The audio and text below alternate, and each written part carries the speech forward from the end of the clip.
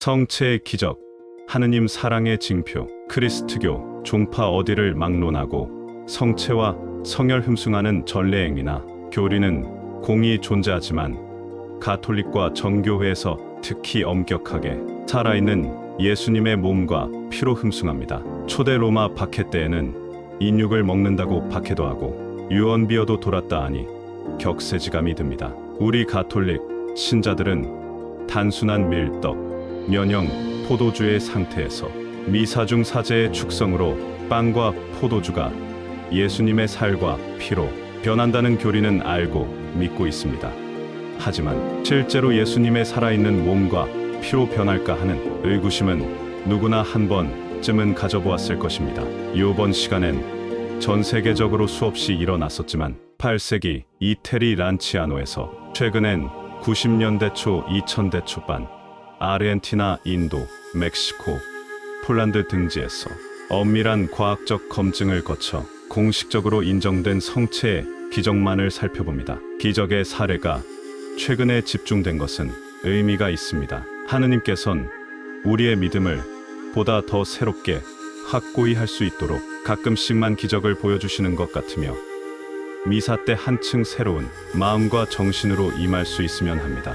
더욱 놀라운 점은 예수님의 심장 조직으로 변한 성체에서 어느 기적에서나 동일하게 AB혈액형, 부패되지 않은 변함없는 모습을 보였다는 점이고, 혈액은 응고되는 경우와 계속 살아있는 피가 흘리는 경우가 있는 듯합니다. 객관성을 담보하기 위해 성체 기적이란 사실을 전혀 암시하지 않고 실험을 진행했던 한 참가자 박사는 나중에 가톨릭 신자가 되었다 합니다. 8세기 이탈리아 란치아노에서의 성체의 기적, 너무나 유명하고 기적의 효시입니다. 8세기 이탈리아 란치아노 성당의 사제는 성체성사를 예수님께서는 정말로 현존하시는 것인가 라고 의심을 했습니다. 미사를 집전하면서 이것은 나의 몸이다와 이것은 나의 피다라는 말을 하면서 빵과 포도주를 축성할 때에 그 사제는 빵과 포도주가 진짜 사람의 살과 피로 변하는 것을 목격했습니다. 피는 5개의 덩어리로 굳어졌으며 나중에 그것은 그리스도의 5개의 상처, 즉 우상을 나타내는 것으로 믿게 되었습니다. 이러한 성체의 기적에 대한 소문은 삽시간에 퍼져나갔으며 지역의 대주교는 조사를 시작하였고 교회에서는 기적을 공식적으로 공인하였습니다. 성체의 기적을 일으킨 예수님의 살은 오늘날까지도 여전히 보관되어 있습니다. 오도아르도 리놀리 해부학 교수는 1971년 살을 과학적으로 분석하였으며 살은 심장의 조직이고 피는 그동안 제기되었던 1200년 된 피라는 견해와는 다르게 신선한 피라고 결론지었습니다. 또한 그 어떤 방부제를 사용한 흔적을 발견할 수 없었습니다. 이상과 같은 기적을 일으킨 성체 성혈은 이탈리아 란치아노에 있는 세인트 프란체스코 성당을 방문하면 직접 볼 수 있습니다. 이 13세기 이탈리아 볼세나에서의 성체의 기적, 성변화에 대해서 의구심을 가지고 있던 한 사제가 이탈리아 오르비에토에서 미사를 집전하고 있었습니다. 그 사제가 성체를 축성하자마자 곧바로 그 성체포에 피를 흘리기 시작했으며 흘린 피는 제대에 떨어졌습니다. 사제는 곧바로 그 당시 오르비에토를 방문하고 있던 교황님께 달려가서 자신이 성변화를 의심하고 있던 죄를 고백했습니다. 성체포는 오르비에토 대성당에 전시되어 있습니다. 그러나 몇몇 역사가들은 이러한 성체의 기적에 대해서 의문을 제기했습니다. 왜냐하면 첫 번째 성체의 기적이 일어난 후에 100년 동안 한 번도 그런 기적이 더 이상 발생하지 않았기 때문이었습니다. 그럼에도 기적이 일어난 성체포는 공경의 대상으로 오르비에토 대성당에 보관되어 있습니다. 33세기 포르투갈 산타렘에서의 성체의 기적. 13세기 포르투갈 산타렘에 살고 있던 한 부인은 자신의 남편이 자신에게 충실하지 않아서 심히 낙담하고 있었습니다. 그래서 그 부인은 무녀에게 도움을 요청했습니다. 그 무녀는 도와주는 조건으로 축성된 성체를 요구했습니다. 그 부인은 성 스테펜 성당에서 봉헌되는 미사에 참석했으며 자신의 혓바닥으로 성체를 모신 후에 그 성체를 뱉어내어 자신의 베일로 싼 다음 교회 출입문 쪽으로 서둘러 왔지만 교회 밖으로 나오기 전에 성체가 피를 흘리기 시작했습니다. 집으로 돌아온 그 부인은 피를 흘리는 성체를 트렁크에 넣어 두었습니다. 바로 그날 밤 트렁크에서 기적의 빛이 새어나왔습니다. 그 부인은 자신이 저지른 죄를 후회한 후에 다음날 아침 자신의 사제에게 가서 지은 죄를 고백했습니다. 그 부인의 사제는 그 부인의 집에 와서 성체를 되찾은 다음 교회로 되돌아왔습니다. 면밀한 조사를 거친 다음 기적을 인정했습니다. 교회의 명칭을 성체기적의 교회라고 개명했습니다. 바로 그 빛을 발산하던 성체는 오늘날에도 교회에 남아 있습니다. 48세기 이탈리아 시에나 SIENA에서의 성체의 이 기적. 부분은 사진만 제공하고 생략합니다. 더러워진 성체가 나중에 스스로 깨끗해진 기적입니다. 1991년 베네수엘라 쿠아의 핀타베타니아 성모성지에서의 성체의 기적. 1991년 12월 8일 베네수아의 핀타베타니아 성모성지에서 성체의 기적이 일어났습니다. 미사를 집전하면서 사제는 아주 커다란 성체를 네 조각으로 분리시킨 다음 미사에서 통상 그렇게 해왔듯이 그 중에 한 조각을 사용했습니다. 그런 다음 남아있던 세 조각을 성반에 다시 올려놓았을 때 사제는 그 중에 한 조각에 붉은 반점이 나타나 있는 것을 발견했고 아울러 그 붉은 반점에서는 붉은 물질이 흘러나왔습니다. 그 붉은 물질은 상처에서 피가 흘러나오는 것과 똑같이 흘러나왔습니다. 그곳에 있던 수많은 순례자들은 바로 그 붉은 물질이 사제에게서 흘러나오는 피가 아니라는 것을 즉각 알 수 있었습니다. 성체는 신선한 피를 계속해서 흘렸으며 그 당시 로스 테케스의 주교는 성체의 기적이 나타난 것을 철저하게 조사할 것을 지시했습니다. 피를 흘리는 바로 그 성체를 세계보건기구 WHO에 소속된 500명의 위원들이 분석했으며 사제의 피가 성체의 피와 일치하지 않는다는 사실을 확인했습니다. 성체에서 흘러내린 피는 AB형이며 살아있는 심장에서 흘러나온 것이라는 결론을 내렸습니다. 로스테케스에 있는 예수성심 아우구스티누스 수도원에 가면 1년 중 어느 때든 하루 종일 기적의 성체를 볼 수 있습니다.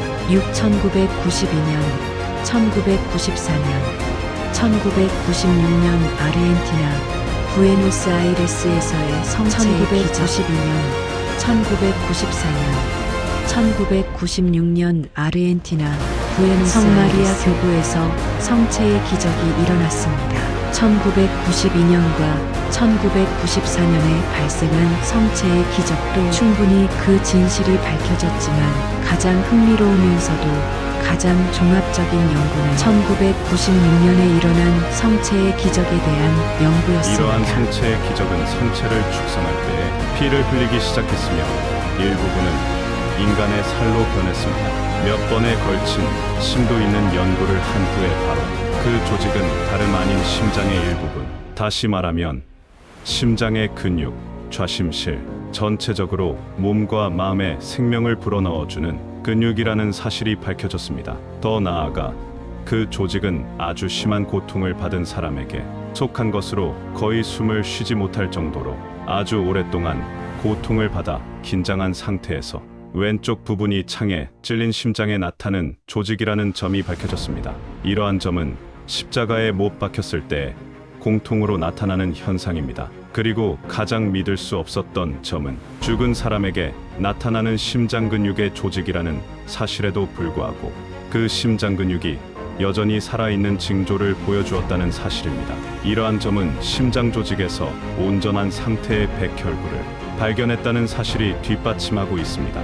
이러한 점은 또한 심장 근육 조직의 샘플이 박동하고 있었다는 점을 보여주는 것이며 그렇지 않았다면 백혈구는 살아있는 몸 밖에서는 대략 15분 정도 지나면 파괴되었을 것입니다.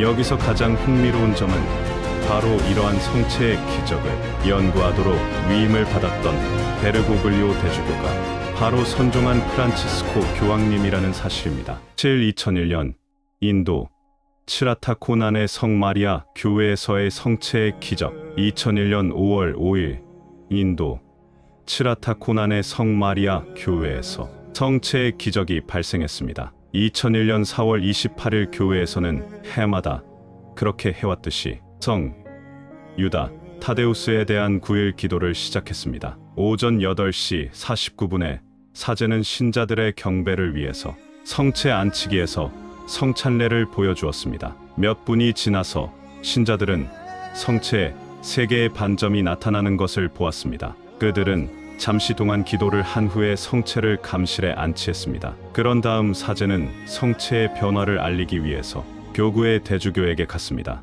그들이 교회로 돌아와 감실을 열었을 때에 성체의 변화는 더 많이 진행된 상태에 있었으며 성체에는 분명히 3개의 점만이 있는 것이 아니라 가시관을 쓴 얼굴 모습도 나타나 있었습니다. 3개의 붉은 점은 3개의 상처, 즉 성 토마스 사도가 예수님께서 돌아가신 후에 부활하셨다는 것을 믿기 전에 예수님의 상처에 손가락을 넣어보지 않고서는 믿지 못하겠다고 했던 바로 그 3개의 상처를 나타낸다는 점이 밝혀졌으며 바로 그 부분은 그날 미사의 복음의 내용이었습니다. 이러한 기적을 일으킨 성체는 오늘날에도 볼 수 있으며 신자들이 자주 경배를 드리고는 합니다. 2006년 멕시코 틱스틀라 투르스의 성 마틴 교구에서의 성체의 기적. 2006년 10월 21일 멕시코 틱스틀라 투르스의 성 마틴 교구에서 성체의 기적이 일어났습니다.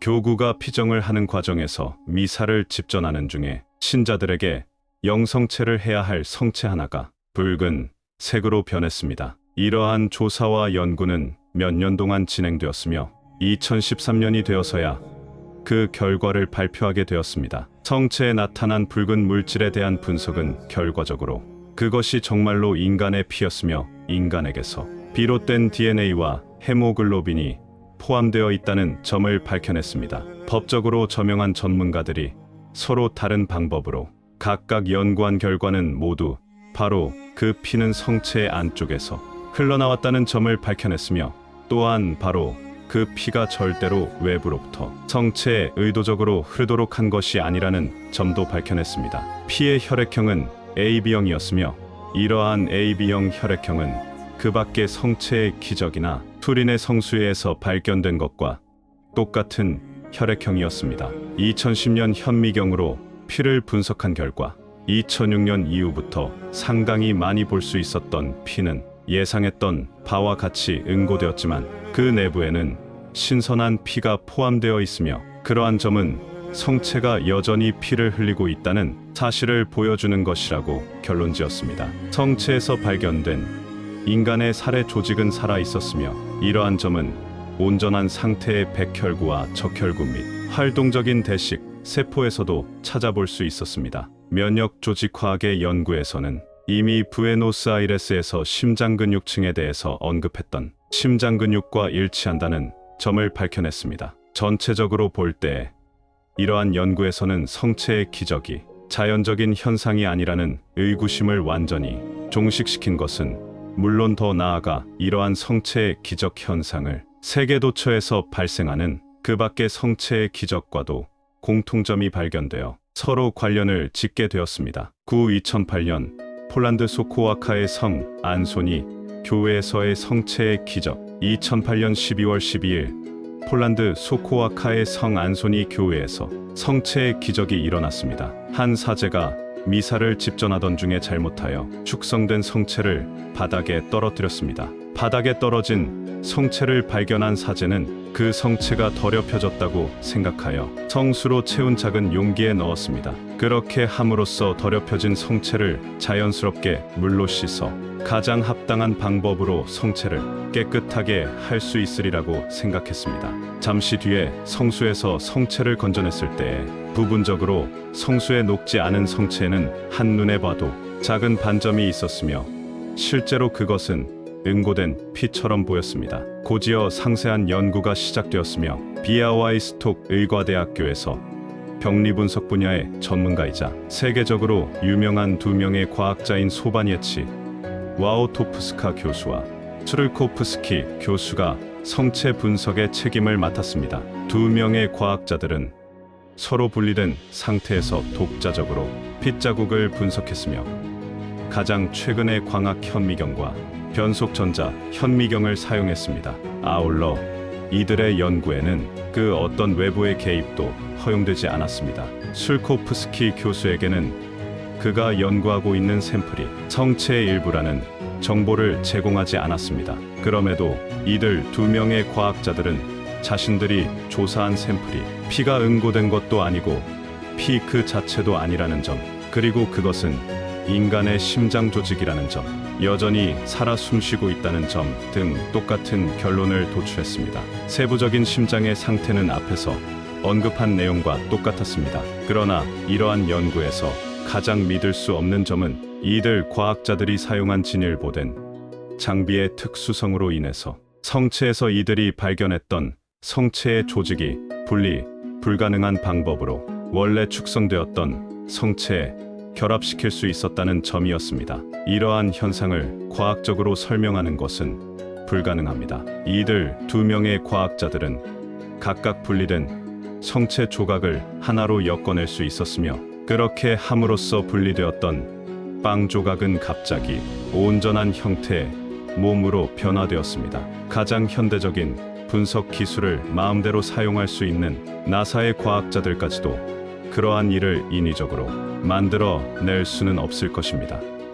라고 소바니에치 와우토프스카 교수는 강조했습니다. 이상 전 세계에서 일어났고 엄밀한 과학적 검증을 통해 성체가 예수님의 심장이란 결론을 내고 있는데 하느님께선 가끔씩 성체와 성혈이 실제로 예수님의 몸과 피한 걸 우리 믿는 이들에게 보여주시려고 기적을 행하시는 듯합니다. 믿음 생활이란 게 이런 기적만 쫓아다니는 걸 경계하라고 예수님께서도 공생활 중에 강조하셨지만 매일매일 봉헌되는 미사성제 일상의 기도, 복음 묵상, 복음 실천 등 신자로서의 의무를 충실히 정성을 다하여 수행해 나가는 게 무엇보다도 중요할 것 같습니다. 내 믿음이 이리도 약하더냐?